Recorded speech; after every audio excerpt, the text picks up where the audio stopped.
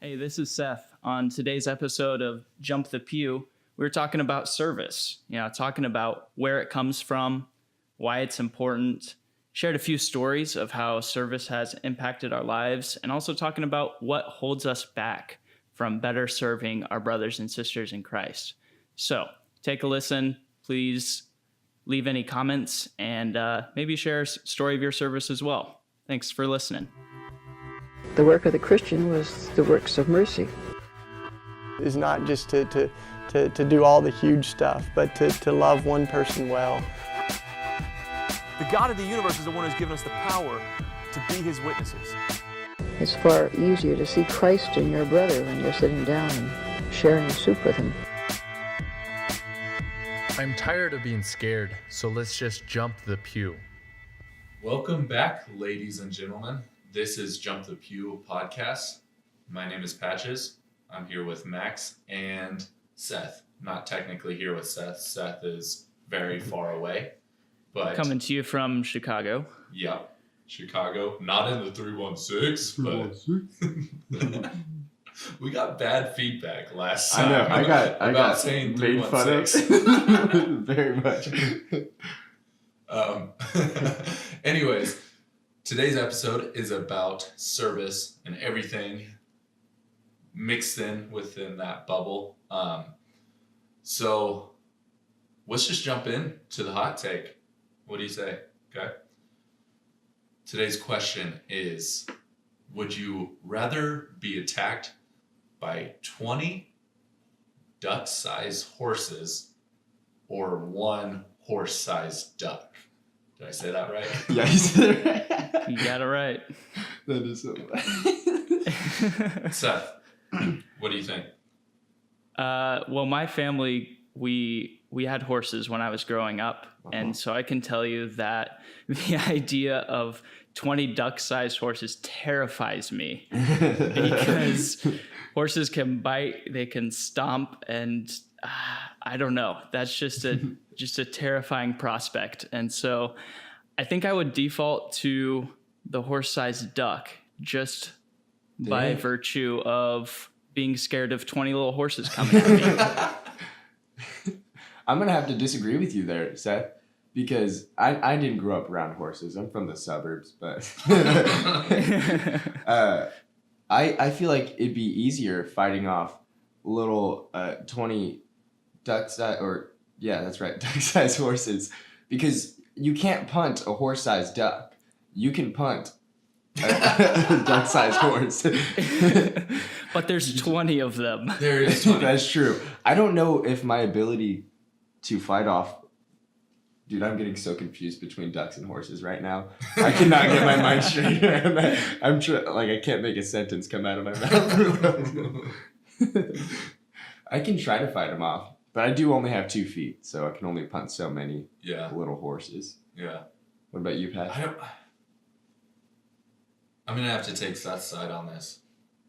Really? For some reason, I like the idea of being the smaller one, and I feel like this duck would be like swinging its feather/wing thingies, and it would be like slow motion coming at me, and I would like dodge it and then like run up its back and punch it in its sweet spot. In its sweet spot. In its bread basket. That's what I just picture, like an Ant-Man situation. You know how Ant-Man's like running up people and then punching them in the face and stuff? That's me. Very humbly, that's me. Just as powerful as Ant-Man. I'm shocked, guys. I'm No. You're just not as smart as us. That's all it comes well, to. that was already known. I just like the idea of having one opponent to focus on rather than 20. Oh, exactly. I would be overwhelmed. Up. Yeah, I'd be overwhelmed. I'd be like, oh my gosh, how many is there? Because I can't count past 3, so this is a real problem. How many groups of 3 are there? More than 3. Oh my gosh. Okay, yeah, so Max loses this hot take. Anyways, okay. So let's just jump into the topic of service. So one thing that I have been thinking about is, where did this topic come from? Like, what are the bases to why I'm hearing service constantly? And like, especially recently in the at the underground in Wichita, Kansas, I've been starting to go there, and there's a priest at St. Francis, my home parish, that just preaches about service constantly, and he like uses it as an answer for everything. Like, struggle with chastity, just serve, and the more you pour yourself out, you don't want to like be selfish pretty much, and you don't want to, and you like tend to just not struggle with chastity problems as much and stuff like that. So I guess, Seth, my question for you is like just kind of a basis of, where did service come from? Like, what's the idea kind of thing? Does that make sense? Mm-hmm. Yeah. Sweet. Yeah, for me, the kind of source of service really comes from who we are as human beings. It comes from a very deep level. It's easy to talk about service as, doing something that's good. It makes you feel good. And we know as Christians, we should be doing the good, the big air quotes, the good. But it's kind of an abstract idea. And what we don't talk about is how I think service really gets down to who we are as humans and what we're made to do. And so human nature is to give life to other people, really. And I think that's what we do in service. We give life to other people. And you might say, Seth, why do you say human beings are made to give life? Like, that's what's in our nature. Because we're made in the image and likeness of God, and God is life, God is love, He is mercy, He's all powerful, He's all knowing, all those attributes of God. He is that. And we're made in the image of that. God created the world. He gave life to everything. And we are made to reflect that. And so I think that's where really the root of service is. And if we focus on that, then I think that will lead us to seek out serving others more, rather than just this abstract idea of the good. Because I know for me personally, if I'm just thinking about that abstract idea of the good, then I'm not as inclined to go serve others. Heard. Yeah. Do you think it's, and this is a question for both of you, but do you guys think that service and like giving yourself to another person is something that you have to develop, or is it something that we're kind of like, we always have that desire to give ourselves to our neighbor? Because I know my parents raised me and like taught me to like have a mind for the poor and have a mind for my neighbor.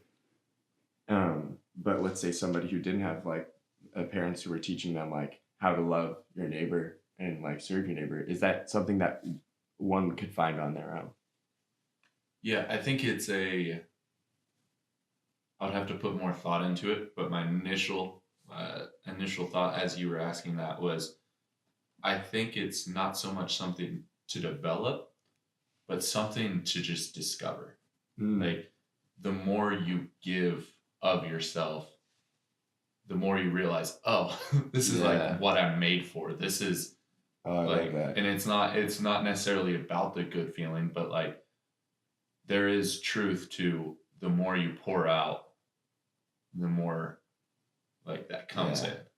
Yeah. Yeah. You just feel at home because that's like where you were made for, like right. to love your neighbor.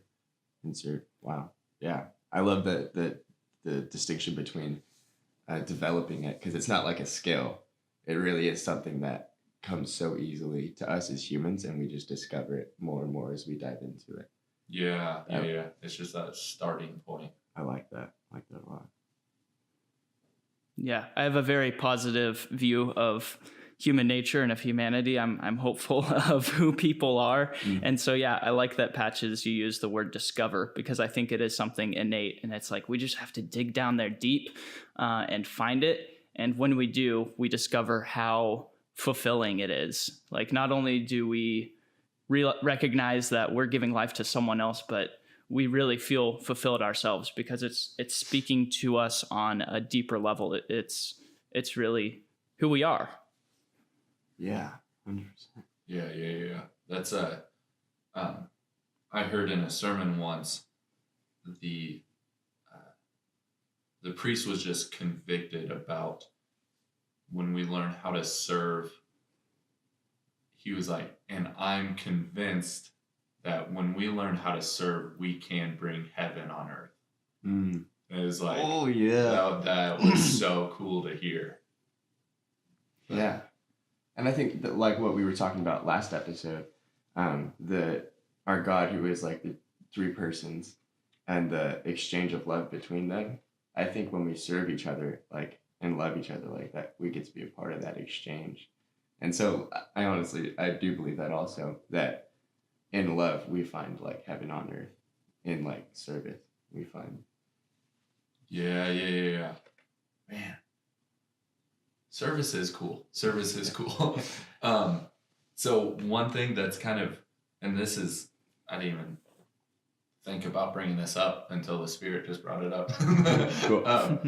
So about 2 months ago, I was reading the book on Mother Teresa, I Love Jesus Through the Night, or something like that.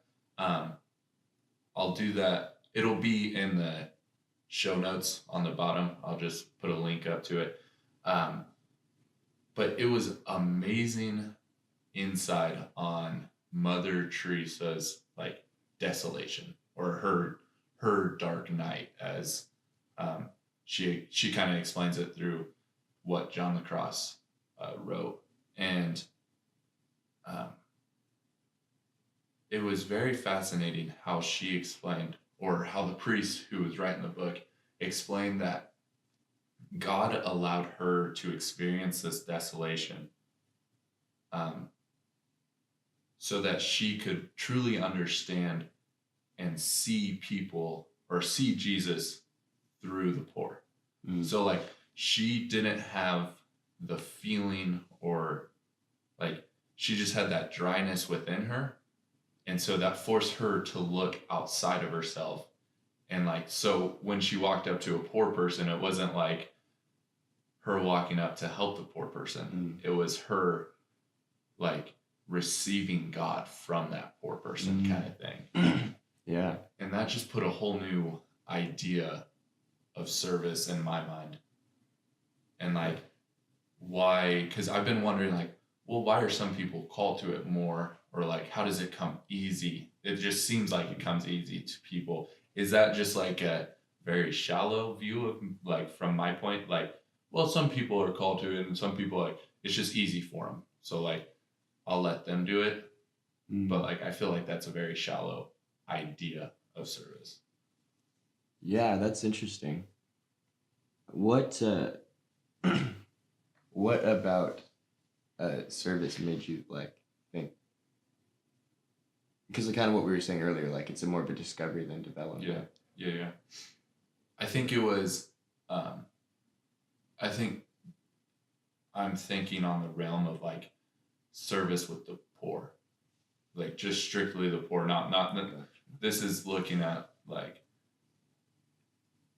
taking it straight from service to the poor, like downtown Wichita kind of thing. Gotcha. I think one of the big reasons that some people might seem more inclined or more called to serve the poor is because that reflects the depth of their prayer life and their relationship with God, and how they understand him, and, you know, being able to see Christ in others. And so people like Mother Teresa, you can see the depth of their prayer life in their actions. And so I think that's one reason it can be so evident. And so it's kind of like one of those things where the more in tune you are with your creator, the more in tune you are going to be with the world around you. So does that kind of make sense? Yeah, no, Yeah. that's awesome. I think one of the most, so a book I read a couple months ago called Tattoos on a Heart by Father Gregory Boyle. I don't know if you guys have heard of it. But it's a Jesuit priest in LA who does gang ministry, and just helps people get out of gangs and helps them get a job and that kind of stuff. But he talks in there about how ministry and service has changed for him so much. When he's like serving one of his gang members, he calls them his homies. But it becomes a lot less of like us serving them and more of just like us serving us. And I think when you have a mind for like who your creator is and how like fabricated our God is in creation, while also being the creator at the same time, it's so easy to recognize how connected we are with our brothers and sisters around us. And so like service becomes something that's not something you go out and do, but it is something that you live because it's a part of who we are in this body of Christ. And it's just like something so natural. When I read that in the book, I was like, holy crap, Father Greg, oh my gosh.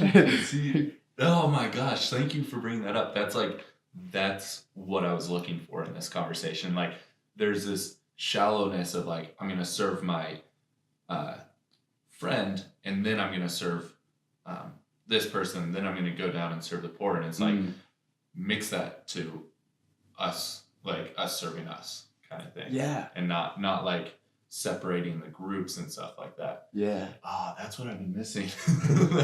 And I think Yeah. in Western society, especially in America, we've been taught over and over again, like, strive for independence, which I don't think intrinsically is a bad thing, but we've lost this appreciation for interdependence on each other, to depend on our neighbor.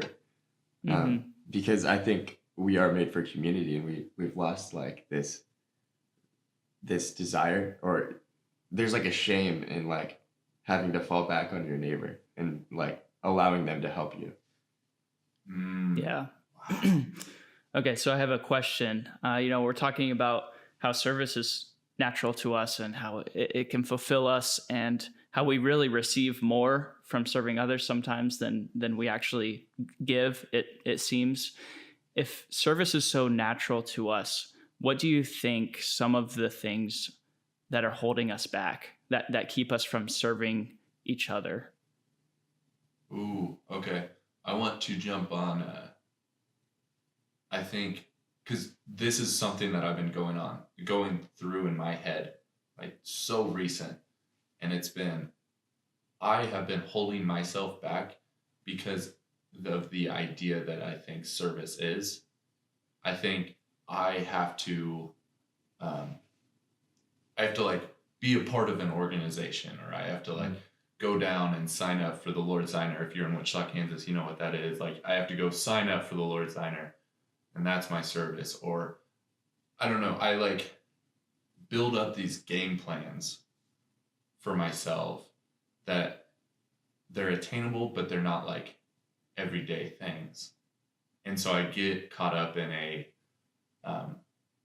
I hold myself back by like, well, when I have a full day to go downtown, or when I have a full day to go help somebody, then I'll help.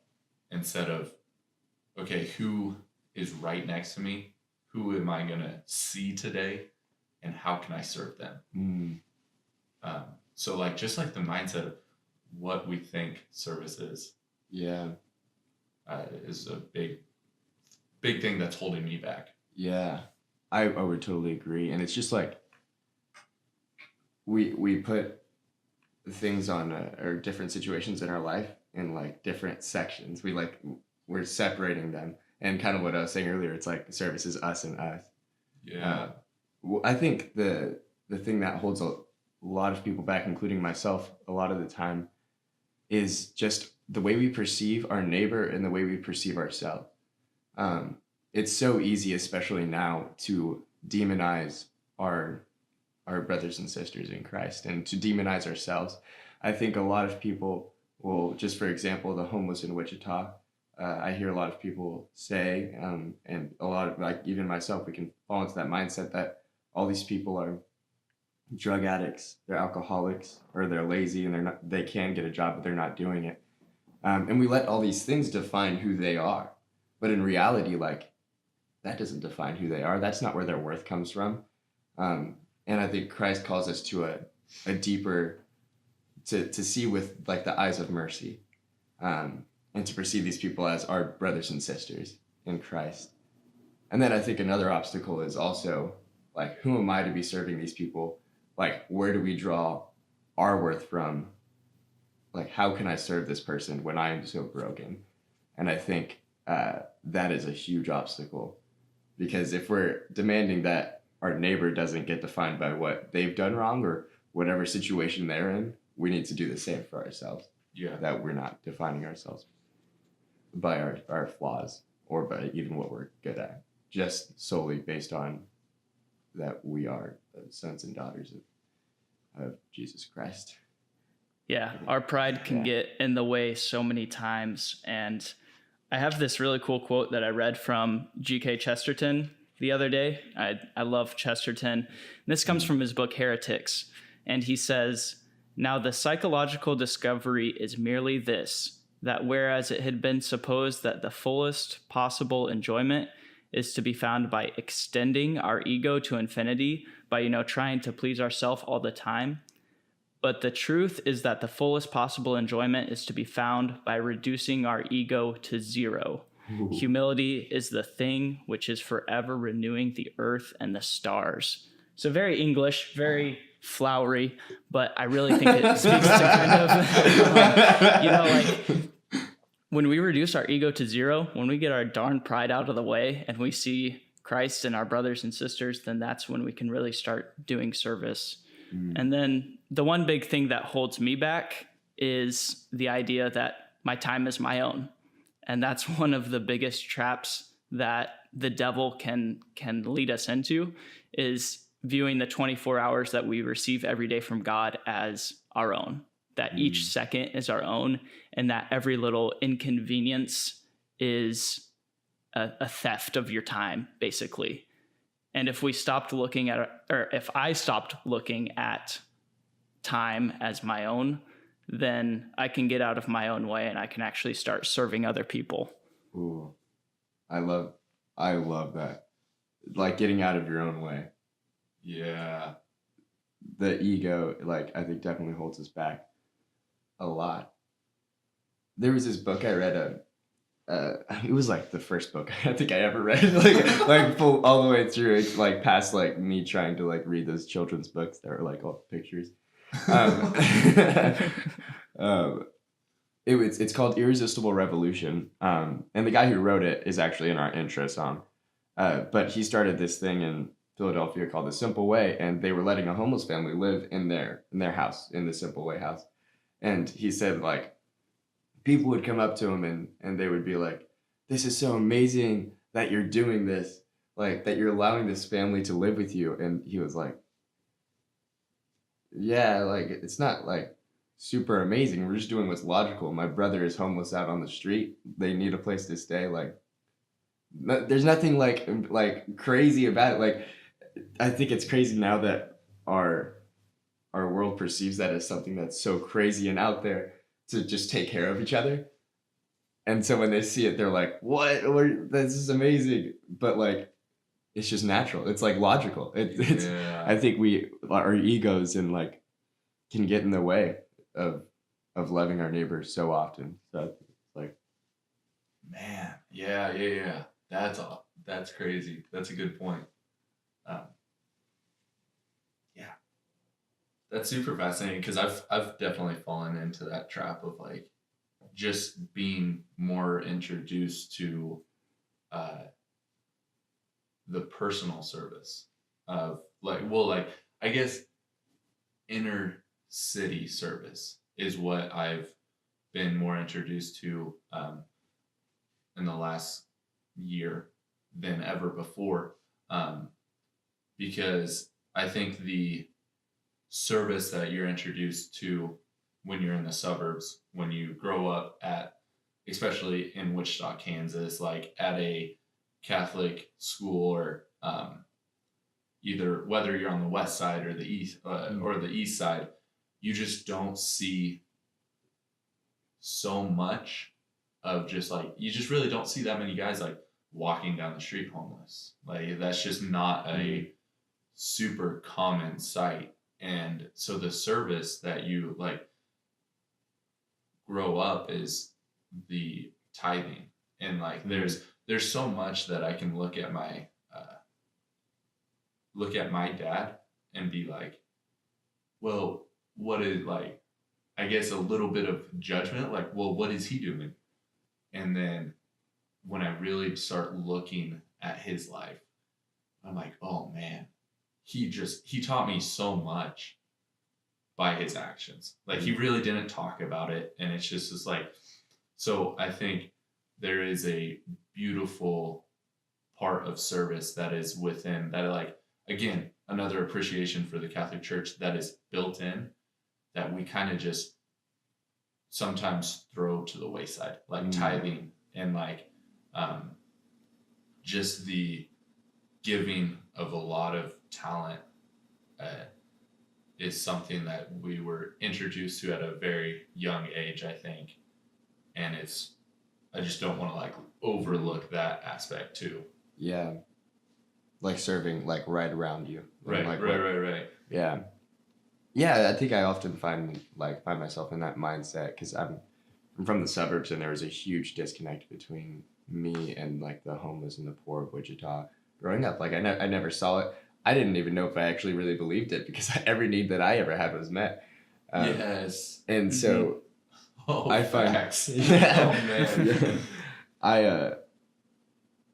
I when I started going downtown and like meeting these people, I think I developed a sort of like pride. Like I wanted to disown my suburban roots. like why are you people not doing any of this? And that was obviously just like the devil trying to twist my thoughts to make something beautiful into something not. But yeah, it's really easy to fall into judgment of like people that like tithe, and that's like the extent of their service. Super easy to just like fall into judgment with like just my pride and my ego. Heard, yeah. But that's a beautiful like way of serving, like funding all of the schools in Wichita, the Catholic schools in Wichita, and our seminarians. Yeah, there's about 1 million different ways that we can serve in day-to-day life, and we pass up so many opportunities. But I think it goes back to what we were talking about earlier of just, it's all rooted in our prayer life and our relationship with God. And when we're paying attention to that, then it naturally leads us to pay more attention to ways that we can serve other people that don't necessarily fit the mold of going to the Lord's Diner, of donating to the clothing drive, things like that. So I think when we're really rooted in our relationship with God, then we come up with more creative ways to serve others, even if it's things as small as opening the door for another person. Mother Teresa has a great quote about smiles, about how a smile can be such a big act of service or gift of love to someone. Things as small as that can really change lives. That's so crazy. And I think even like how you were saying, our prayer life and the depth of how much we know God leads us to service. I would even say those are like, you could flip it around and say like, the more we serve, we like know our God more. I think it's a circular like thing. The more we get to know the diversity of the body of Christ, I think the more we get to know our God. I think I didn't develop a certain side of God until I started hanging out with I don't know if all of them are homeless, but just like people downtown here really showed me who my God was and like really who we were as a human race. Yeah. It's amazing. That's it is so fascinating, and I want to jump into this just so we don't, or I just want to bring this topic up and it's a very real topic for me, and it's and you touched on it, Max, a little bit, the judgment on just people around us. And for so long, I was legitimately afraid of going downtown because all I heard was, oh, that's where the poor people are. Like, they're going to ask me for money or they're going to rob me. And that's like, I was at the cathedral, walking at the cathedral, and yesterday, and a homeless guy just like came walking up to me and was just like, yo, brother, like, how are you? And of course he's like ended up asking for food or something like that. But there was a change with usually I would be like anxious and I would be scared. And I think that's a common thing. I mean, like how many times have we seen guys like walking up and we turn the other way and start walking faster? Or how many times have we like walked into Quick Trip and a guy's like, hey brother, do you have some spare change? And like, you act like you didn't hear him. I know I've literally done that. And I just get like, scared of contact with them or something. And I got so mad at myself. But yesterday was like the first time God allowed me to just be like, hey, this is your brother. Or hey, this is me within another human being. I just want contact. I just want to be heard. And like, so that's something I want, especially because like Max, don't get a big head, but already too late. Max's family has been just like seeing their example of service, especially in downtown Wichita, has just blown my mind. And I guess I'm just like thinking about it more and more and trying to figure out what can I do? And I think one of the first steps is just, if a guy like asks for money or you see a guy walking down the street, you're like, okay, he's probably homeless. Like, that's Christ, that's our brother. Can I go say hi to him? Can I go shake his hand? Can I go give him a hug? Whatever, like, we're called to do. But I think that's one of the first steps is just like recognition of, maybe he asked for money, but like what he truly is wanting is connection and like conversation. The first time I ever talked to a homeless person, my older brother Sam, when he was in high school, started hanging out with homeless people downtown. It really scared my mom at first because we hadn't started serving downtown yet, and I thought it was cool, and since my mom didn't like it, I thought it was cooler. But I was on a cross-country run. I was like a freshman in high school, so little skinny Max, still just as skinny as I was as a freshman, running down. I was not used to running, so I was very tired. I saw this homeless guy sitting next to a gas station at the point where we turn around and then go back for like, I think it was like the 2-mile mark. We didn't run a lot. But I saw this guy, he was homeless, sitting next to a gas station. So I was like, I'm going to go talk to him. And so I went and talked to him, freaking out, knees shaking like crazy because like I said earlier, we like from the suburbs, we have these labels of homeless people that just often aren't true. But I go and talk to him, I introduce myself, and he tells me his name and I just ask how he's doing. The whole conversation was maybe 30 seconds. And then I was like, sorry, man, I would love to talk longer. I got to go. Run back or my coach will be mad at me. As I'm walking away, I hear him like say like, hey man, hold up a sec. Turn around and he's like offering me $1. He's like, go get yourself something from the gas station. And I was like so humbled. I was like knocked off my feet because I just realized this guy's homeless and he's giving me money just for saying hi. I don't even remember his name. Like the whole conversation was less than a minute. And I don't remember his name, but he like had that connection.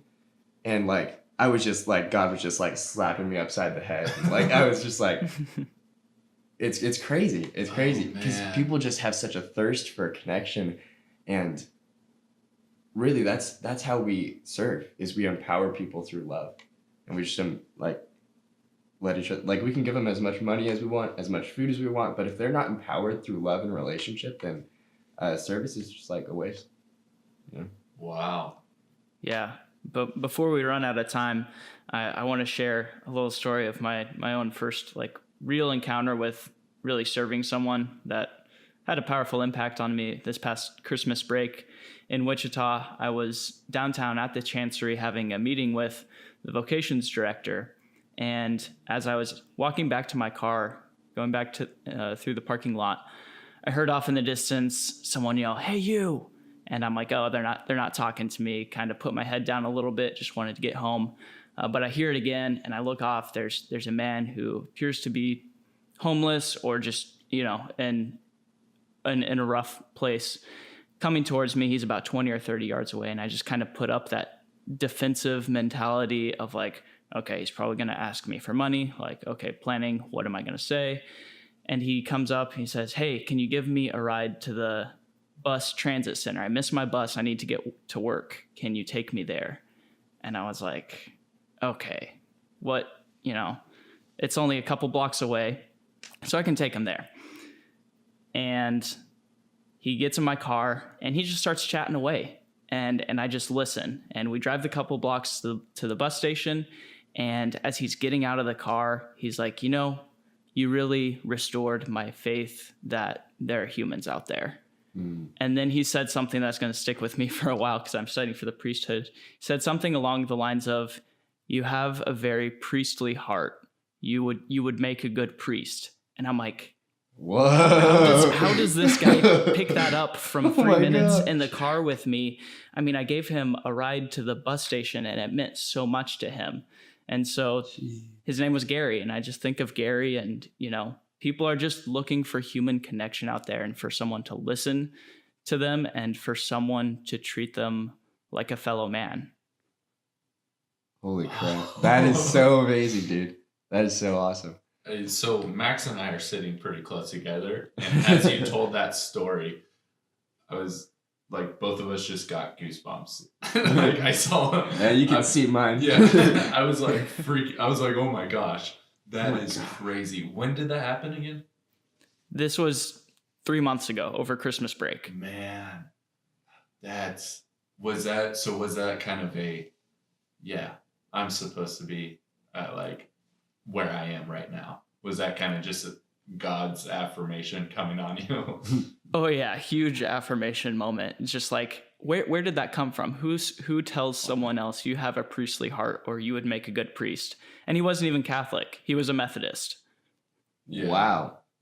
Wow. That is so crazy, dude. Man, many people are jealous of signs like that.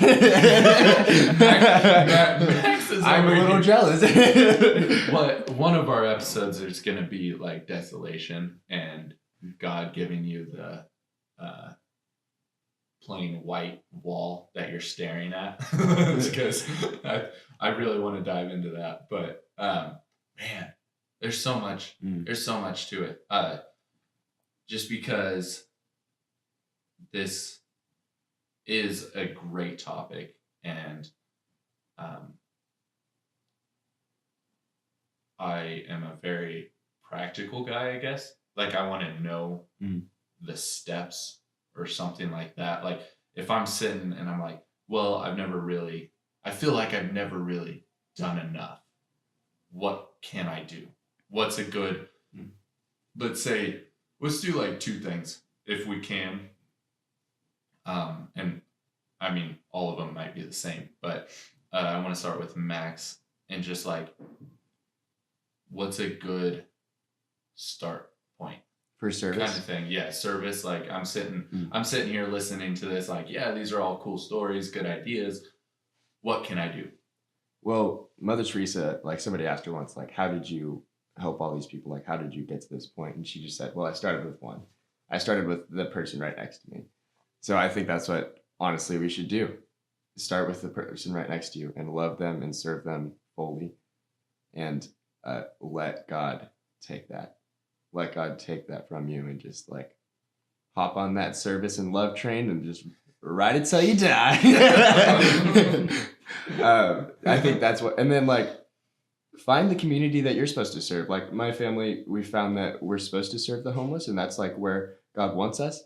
But that's not the same for everybody. I mean, there's a lot of people who, for example, I know people who work at I'm reading the Birthline, just people working with teenage girls who are like afraid because they're pregnant, and just like serving them. Like find your community that you're supposed to serve, and don't feel a pressure to like be like, I need to go serve downtown. All very beautiful things. I need to go serve the homeless. Like all great and like beautiful things. Don't ever like stop yourself from doing that if you feel an urge to do that. But don't also feel like that there's different levels of service. Like we were talking about earlier, service is like us and us. So just love your neighbor like right next to you, and don't put too much pressure on finding a marginalized community that you feel like is the most honorable community to serve. Yeah. Heck yeah. Seth, do you have anything to add to that? Yeah, I think this is such a big topic that we could definitely do like a part 2 episode of this in the future. But my number one thing would be just going back to the beginning, like a jumping off point, prayer. Go into prayer, build your relationship with God. And one thing you could definitely pray with is the story of Jesus washing the disciples' feet and reflecting on that and really trying to figure out what it looks like to wash the feet of the people around you. What does that mean for you in your life? Really thinking about that.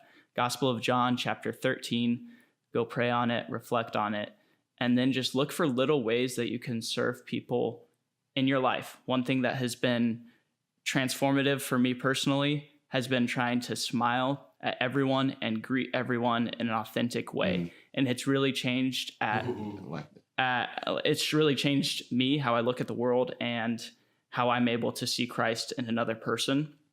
And it's really grown the size of my heart and my ability to love other people and to empathize with what they're going through and to kind of share in the suffering of the body of Christ.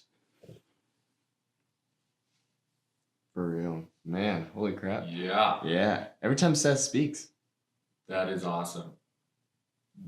What just happened right there is not awesome. Yeah, that's a problem. So that's a problem. We're literally 2 minutes from wrapping this thing up, and the FaceTime with Seth just ended. Oh, did you just drop your phone? And or we're something? back. Did you stop recording, Seth? No, I did not. Yes. We're Awesome. good. Then we're Awesome. fine. We're totally fine. Okay. Cool. Did you have anything else, or is that That's everything. Yeah, awesome? we're good. Awesome. I'm totally preaching to myself, but I want to end with this and taking a step back and recognizing who you like. Maybe like we're talking about starting something new, starting a new type of service or something like that. But like really take a look back on what you're doing in life right now. I know I am kind of trying to be a director of a men's group, a high school men's group. And I've like kind of fallen away of like, man, I feel like I'm doing much better serving the poor downtown, or like I feel like I should be doing something like that. But like taking a step back and realizing, no, God put you in the spot that you're in right now for a reason. So like look around and see which ways you can invest even more. I know that's what I'm trying to do with this like high school group, is like, what are more ways? Because I'm not giving everything that I could be. So yeah, not necessarily like going and looking for new opportunities, but looking at who's around you and how you can invest. Maybe you're already serving them, but how can you serve even more? How can you give those like 2 coins, with the woman who is poor giving her 2 coins, and just like the power of that's all she had to give. So I think that covers the first part of Yeah. Such a the good topic. first episode. Awesome. I think this is a huge topic. Again, I think we all agree we should probably do a part 2. Yeah, probably. We appreciate you guys listening. Again, this is Jump the Pew. We just want to talk about Christian ideas, and just talking about getting out of a certain mindset that we have on Christianity for like rules, but just jumping that pew and going and serving, going and truly living out a good life. And it's just like a better life that God calls us to. Mm. So again, thank you very much for listening. Hope you have a great day. And peace out. Peace out. Peace out. In the 316. What's your area code, Seth? I don't even know. That's how much I want to be back in Wichita. What city are you in? Little city of Mundelein, Illinois, suburb of Chicago. Okay, so that would be 405. And the 405? Is that? Do you actually know the area code of? No, I just really wanted to ask. I was gonna see what you guys' reactions would be. I was like, what? Does this guy have a phone book or something? What's a phone book? Oh my gosh. Let me go. Let me go grab my yellow pages. Look it up. This guy was born in the 90s. Alrighty. Peace out, y'all. Thank you for listening.